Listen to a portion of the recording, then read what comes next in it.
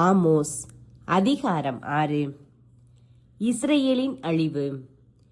சீயோன் குன்றின் மீது இன்பத்தில் திளைத்திருப்போரே, சமாரியா மலைமேல் கவலையற்றிருப்போரே, மக்களினங்களுள் சிறந்த இனத்தின் உயர்குடி மக்களே, இஸ்ரேலின் மக்கள் தேடி வரும் அளவுக்கு பெருமை வாய்ந்தவர்களே, உங்களுக்கு ஐயோ கேடு.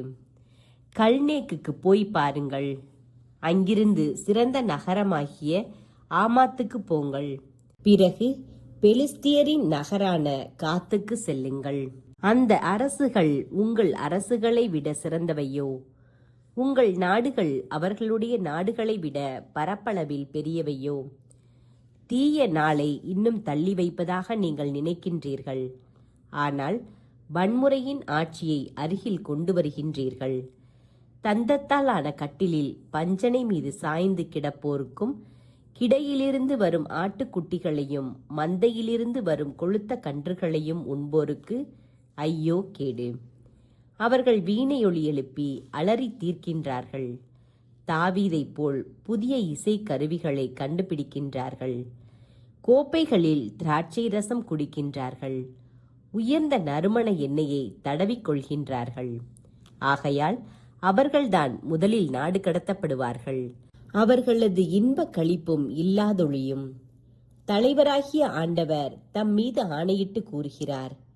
படைகளின் கடவுளாகிய ஆண்டவர் இவ்வாறு சொல்கிறார்.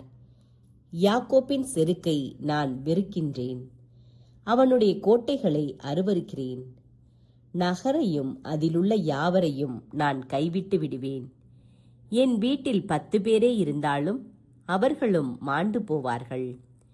வீட்டில் இருந்து எலும்புகளை எடுத்து செல்ல மிக சிலரே தப்பி பிழைப்பார்கள். ஒருவன் வீட்டின் மூலையில் இருக்கும் இன்னொருவனிடம், உன்னுடன் வேறு யாரேனும் உளரோ என்று கேட்க, அவன் இல்லை என்று பதில் சொல்லி, பேசாதே, ஆண்டவரின் பெயரை சொல்லக்கூடாது என்பான்.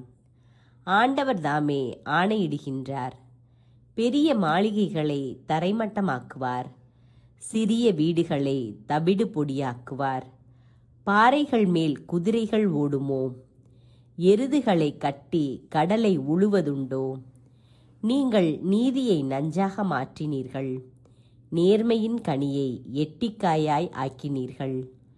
லோதபார் ஊரை பிடித்தது குறித்து பூரிப்பு அடைகிறீர்கள். நம் சொந்த வலிமையால் கர்னாயிமை பிடித்து நமதாக்கிக் கொள்ளவில்லையா என்கிறீர்கள். இஸ்ரேல் வீட்டாரே, உங்களுக்கு எதிராக வேற்றினம் ஒன்றை தூண்டிவிடுவேன்.